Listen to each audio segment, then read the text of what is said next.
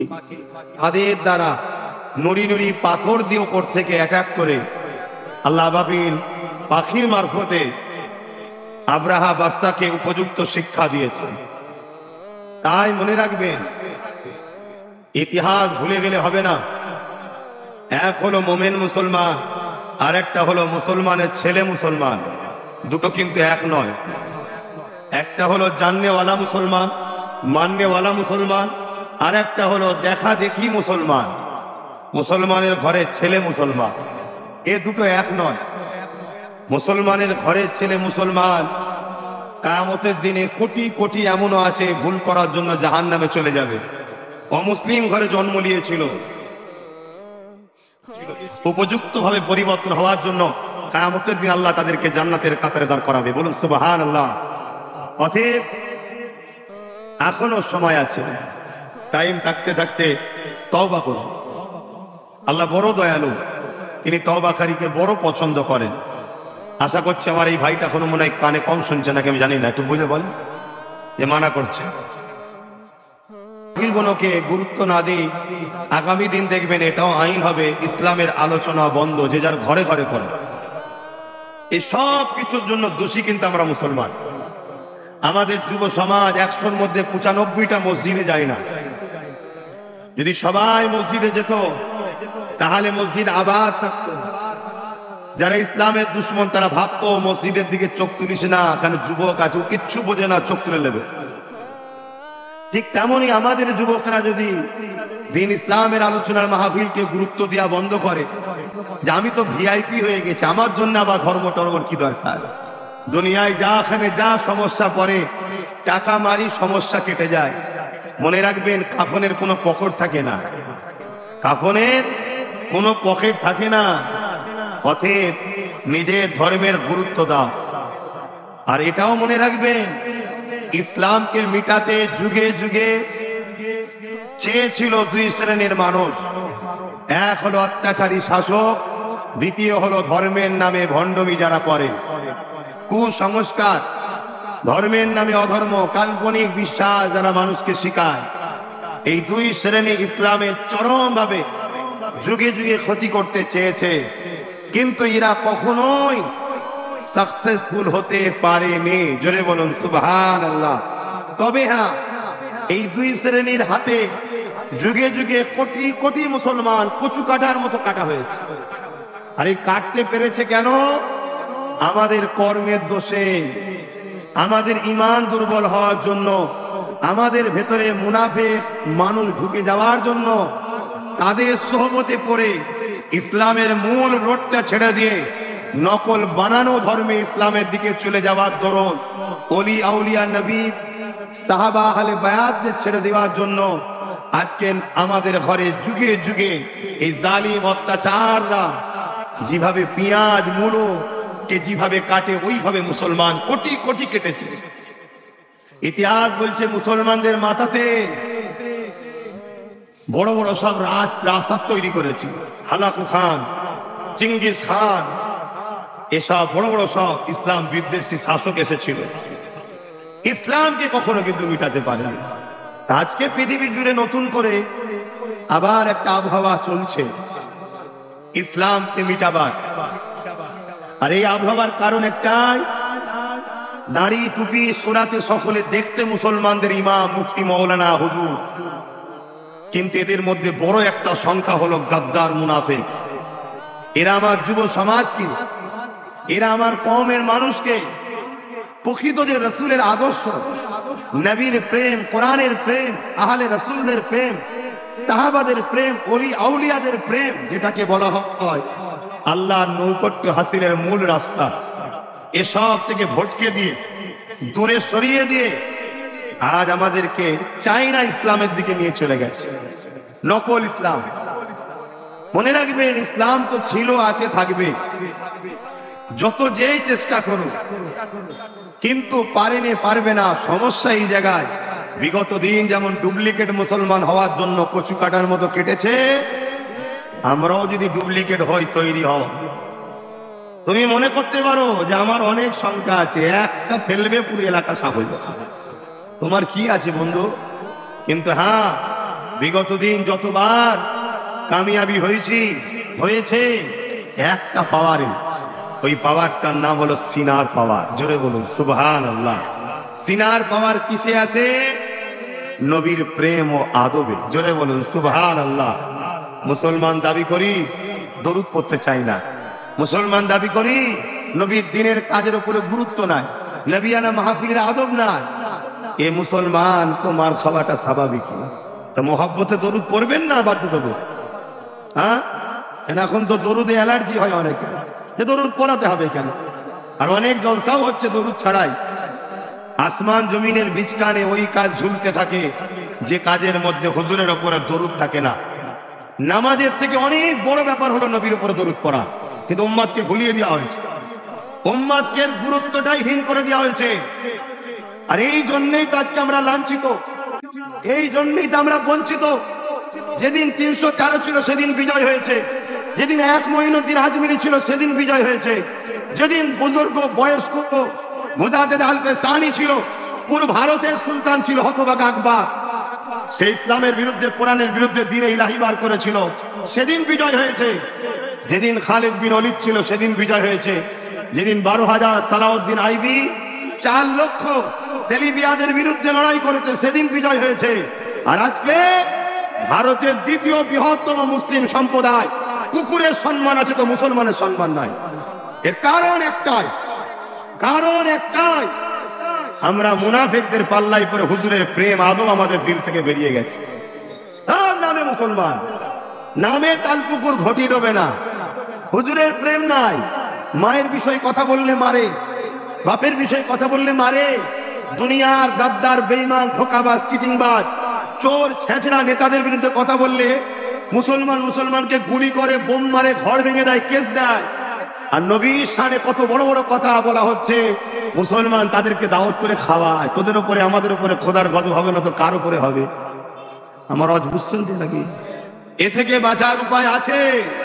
সর্বপ্রথম কথা হলো, চার্জ মোবাইলের ব্যাটারি যদি না থাকে যেমন বেকার, আমাদের সব থাকার পরও যদি ইমানের চার্জ না থাকে সব বেকার। সিনার পাওয়ার বাড়াও। কেননা মুসা আলাইহিস সালামকে আল্লাহ বলেছিলেন, যাও ফেরাউনের কাছে, ফেরাউন বড় জুলুম করছে, ফেরাউনকে গিয়ে বলো ও জুলুম বড্ড বাড়াবাড়ি শুরু করেছে। মুসা আলাইহিস সালাম বলছেন, আল্লাহ আপনি তো হুকুম করছেন, আমি তো যাব, তবে আমি আর আমার ভাই হারুন আলাইহিস সালাম, আমরা দুজন ছাড়া তো তৃতীয় কেউ নেই। আর ফেরাউনের মিলিটারি আছে, সৈন্য আছে, বিশাল জনবল, গুন্ডা, মস্তান, মাসুল পাওয়ার, ক্যারাটিম্যান, বক্সার, কি নেই সব আছে। আপনি যেতে বলছেন যাব মালিক, তবে আপনার কাছে আমি সাহায্য চাই। কি লাগবে? আল্লাহ আমার সিনাতে পাওয়ার দেন। জোরে বলুন সুবহানাল্লাহ। কোরআন তোলো। আল্লাহ নবী মুসা বলেন, যাকে আমাকে 47 দাও, পারমাণবিক বোমা দাও, মিসাইল দাও না, আল্লাহ আপনি আমার সিনাতে পাওয়ার দেন। জোরে বলুন সুবহানাল্লাহ। পৃথিবীতে কটা পাওয়ার আছে? ম্যান পাওয়ার, মানি পাওয়ার, মাসুল পাওয়ার বা অস্ত্র বলতে পারেন। এখন তো মাসুল নয়, অস্ত্র। আগে তরোয়াল ছিল, মাসুল অস্ত্র। আর ম্যান্ডেট পাওয়ার, রাজশক্তি সংগঠিত। এই সব পাওয়ারের ওপরে একটা পাওয়ার আছে যেটা শুধুমাত্র ইমানদার মুসলমানের কাছে আছে, এটা অন্য কারো কাছে নাই। ওই পাওয়ারটা হলো সিনার পাওয়ার। জোরে বলুন সুবহানাল্লাহ। ওই পাওয়ার আমাদের নুকসান হয়ে গেছে, ওই পাওয়ার আমাদের শেষ। ওই পাওয়ার শেষ হবে কি করে? আল্লাহ নবী বললেন, যখন আমরা উম্মত লুবি হয়ে যাবে। লুবি, আমরা লুবি হয়েছি না হয়নি? দেখো, আমরা লোভে পড়ে গেছি। লোভ আমাদেরকে পেট ভরে খাবার পরও আবার যেন মনে হয় ফ্রিতে যখন পাচ্ছে একটু খেয়েই নি। লোভ এত খারাপ জিনিস। তো যাক, মুসা আলাইহিস সালামকে আল্লাহ বললেন, যাও আমি তোমার সিনাতে পাওয়ার দিলাম। জোরে বলুন সুবহানাল্লাহ।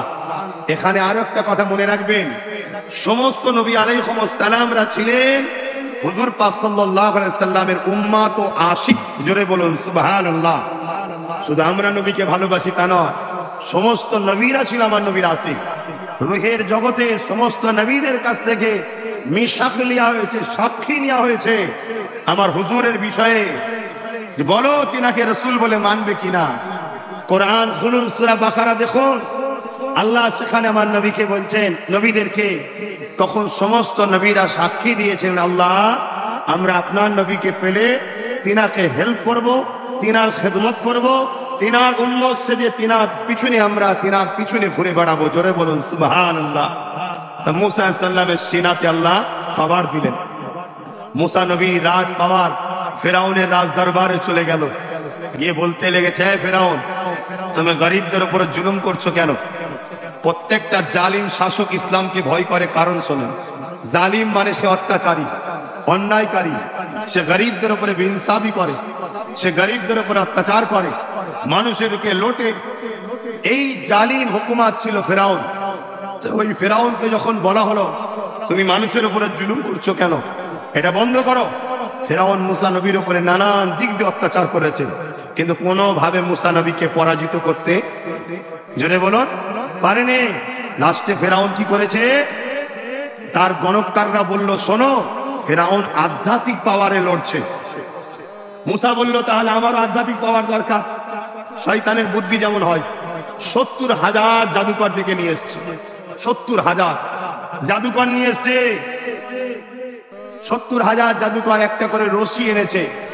রশিগুলো যখন ছাড়ছে, সব একটা একটা করে বড় বড় সাপ হয়ে যাচ্ছে। মুসা নবী ও ভাই হারুন আলাইহিস সালামের দিকে তেড়ে তেড়ে যাচ্ছে। আল্লাহ বলছেন ফেরাউন মুসাকে, মুসা তোমার হাতের আশা লাঠিটা ছাড়ো।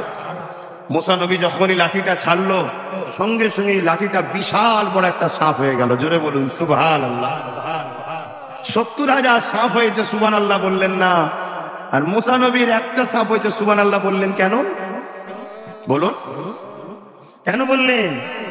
আপনারা সাদামাটা মানুষ একটাই উত্তর দিতে পারেন, এটা ইমানের ব্যাপার, ওটা জাদুর ব্যাপার। কিন্তু অমুসলিমকে কি করে বুঝাবেন আপনি জাদু কি আর মুজিজাটা কি? আমাদের মুসলিম ছেলেরা এখন মুজিজা অস্বীকার করছে। আচ্ছা, না না, এই সাধারণ প্যান্ট শার্ট পরা খেটে খাওয়া যুবক গুলোকে বেঈমান বানাচ্ছে কারা? সূরাতে সকলে মোল্লা মলি সাহেবরাই করছে তো। এজন্যই বলি বাপ, এর আগেও কখনো কখনো এসেছি, রাস্তাঘাটে এত জাম হয় বলে এদিকে দাওয়াত টাওয়ার দিয়াই বন্ধ করে দিয়েছি, বহুত গ্যাঞ্জাম। বিজনেস এলাকা তো, আর সরু সরু রাস্তা সব, আর মানুষের ধৈর্য শক্তি নেই, গাল ভর্তি দিয়ে কথাও বলতে পারছে না, আর কি বলছে বোঝাও যাচ্ছে না, ঢুকিয়ে দিলেই হলো মোটরসাইকেল লাভ খেলা। এই জন্যে তারপরে ছেলেগুলো গিয়ে ধরলো যে একবার চলে। আমিও ভাবলাম চলো যাই, অনেকদিন যাইনি, দেশে কি অপরাধ করে ফেললাম না তো? তো মুসা আলাইহিস মুজিজা কি, কারামত কি, আর জাদু কি? মুসা নবী যখন এই লাঠিটা ফেলেছে, সাপ যে হয়েছে, আমরা শুনে সুবহানাল্লাহ শুধু বলিনি, 70,000 জাদুকর তারাও যখন দেখলো আরে মুসার হাতের লাঠি সাপ হয়েছে, সবাই উঠে দাঁড়িয়ে মুসা নবীর কদমে এসে বলছে, হুজুর ভুল হয়েছে, আমাকে আপনার দলে নেন। জোরে বলুন সুবহানাল্লাহ। তোরে গেলাম, আরে তোদেরকে বুড়ো করলাম আমি, খাওয়ালাম আমি, পয়সা দিলাম আমি, রাত দরবার ইনভাইট করলাম আমি, আর তোরাও দড়ি ছেড়েছিস, সাপ হয়েছে। মুসা দড়ি লাঠি ছেড়েছে, সাপ হয়েছে, এতে আশ্চর্যের কি আছে, চলে গেলি কেন? 70,000 জাদুকর বলছে, ফেরাউন শোনো, আমরা দড়ি ছেড়েছি, জনগণ দেখছে সাপ হয়েছে, দড়ি কিন্তু দড়ি আছে, রশি কিন্তু রশি আছে। কেন? এটা জাদু। জাদু মানুষের আয় ওয়াশ করে, চোখকে ধোকা দেয়, জাদু লোকের চোখকে গুমরা করে। দড়ি দড়ি আছে, রশি রশি আছে, সাপ কিন্তু মানুষ দেখছে। কিন্তু মুসা যে লাঠিটা ছেড়েছে, অবাক বিষয় হলো ওটা লাঠি নেই, সত্যিকারের সাপ হয়েছে। জোরে বলুন সুবহানাল্লাহ। এটা হলো সিনার পাওয়ার দ্বারা হয়, নবীদের দ্বারা যখন হয়েছে মুজিজা। আর যেসব মুসলমানদের সিনার পাওয়ার ওলিয়া উলিয়া আম মানুষ, নবী নয়, ওলিয়া উলিয়া, তাদের দ্বারা যখন এমন কিছু ঘটে, ওটাকে বলা হয় কারামত। ওটাকে কি বলা হয়? কারামত। কারামতে আউলিয়া হক্কুন, আর মুজিজায়ে আম্বিয়া হক্কুন, দুটোই হক। অস্বীকার করলে ইসলাম থেকে বেরিয়ে যায়, সে আর মুসলমান থাকে না। কথা মাথায় ঢুকছে? সিনার পাওয়ারের দরকার আছে না নাই? হ্যাঁ, যারা আজ নতুন করে আমাদেরকে মিটাবে বলে উঠে লেগেছে, এরা 100 বছর ধরে পরিকল্পনা করছে কি করে মুসলমানকে শেষ করা যায়, কি করে ইসলামকে